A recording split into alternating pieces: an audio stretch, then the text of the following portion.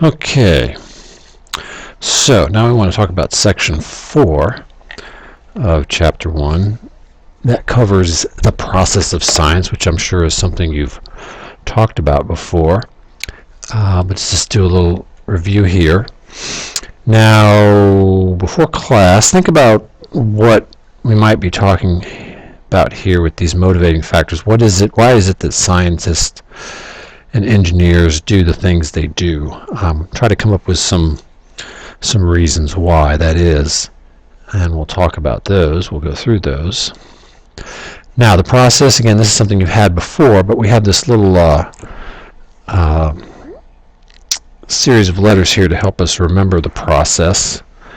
And what we mean here is science, or the scientific process, is based on what? It's based on observation, and that observation you made has led to some kind of question, and from that question you develop what? A hypothesis, which is sometimes described as what's your educated guess, right? What you think the answer is to that question. Okay, why is something happening, and you come up with a reason why.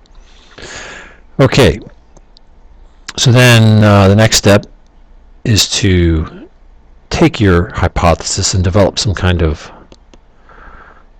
experiment that will attempt to answer the question and will either support your hypothesis or not support your hypothesis. Okay. And we have an A here only to help with making this series of letters more easy to remember, but from that experiment we get some kind of data or results, right? And again, that data will either again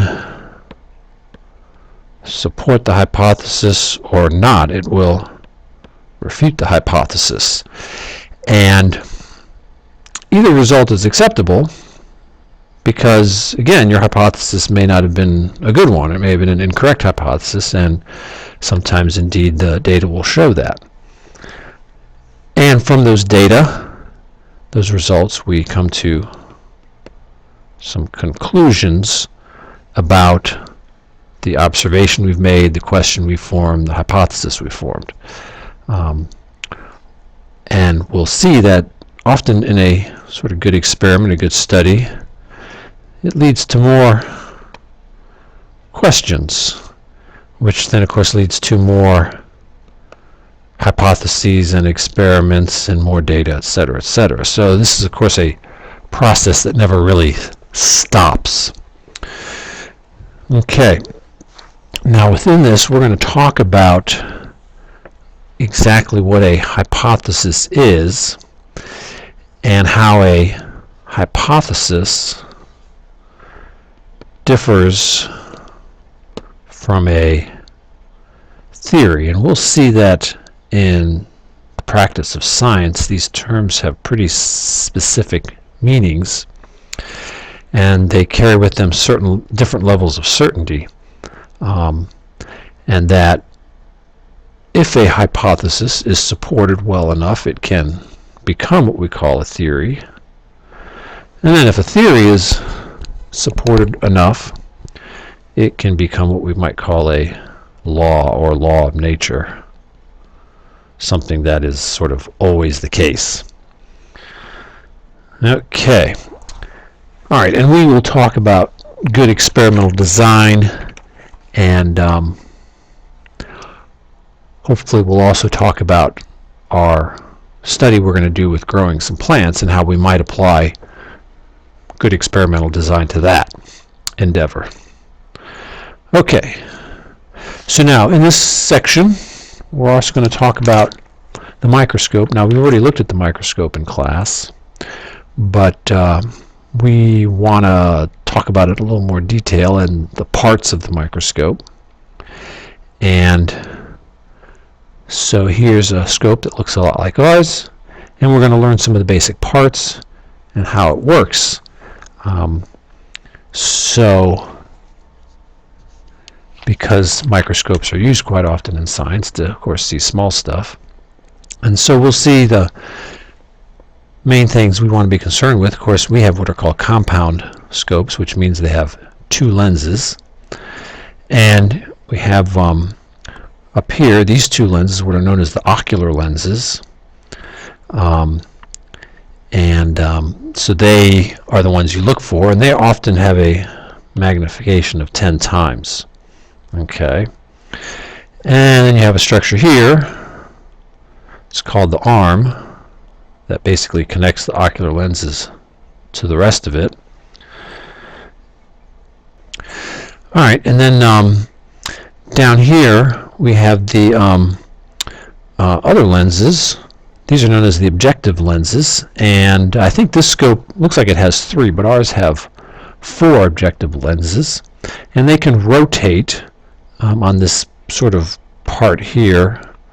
That's called the nose piece. Okay, and again, these are the objective lenses, and the ones we have come in magnifications of 4 times, 10 times, 40 times, and 100 times.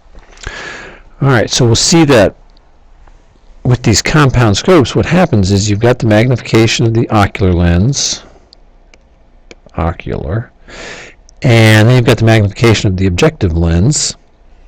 And so when you want to get your total magnification, what you do is you multiply these together.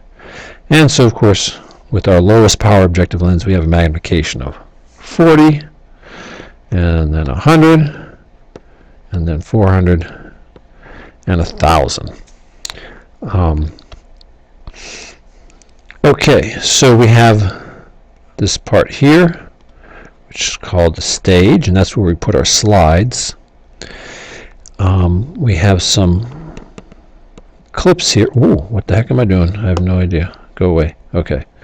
We have some clips here that hold the slide in place. All right, down here we have of course, the light source. Old microscopes used to just have mirrors that would reflect sunlight, but we have, of course, light bulbs in ours. Here we have something called the diaphragm, which is there's a little arm you can slide, and that can control the amount of light that's coming up towards your lenses. Down here we have the base, which is the part that sits on the lab bench. Over here, oops, sorry about that, hold on. We have the focus knobs, and you have a sort of a larger one and a smaller one. And this one is called the coarse focus, and this one is called the fine focus. The coarse focus will move the stage up and down a lot, and it's to make coarse adjustments to the focus. The fine focus knob, the smaller one, moves the stage very slightly to make fine adjustments to focus. You'll see that when you start on low power, you'll use the coarse focus to just get the thing in general focus. Then you'll move up to your next power, and you may use the coarse, but then you'll also be using the fine. By the time you get up to these highest magnifications, you're just using the fine focus, because at those levels, if you use the coarse focus and you move it too much, the object will just completely disappear. Okay, and on ours, sort of over on, I guess it's on the side, there's a little dial that can control the intensity of the light, as you may recall. Okay, so we'll talk about this a little more in class, and we'll practice with it some more so that we get familiar with using the microscope, and it'll be part of one of the quizzes. This information will be on one of the quizzes we take. Okay, I will see you in class.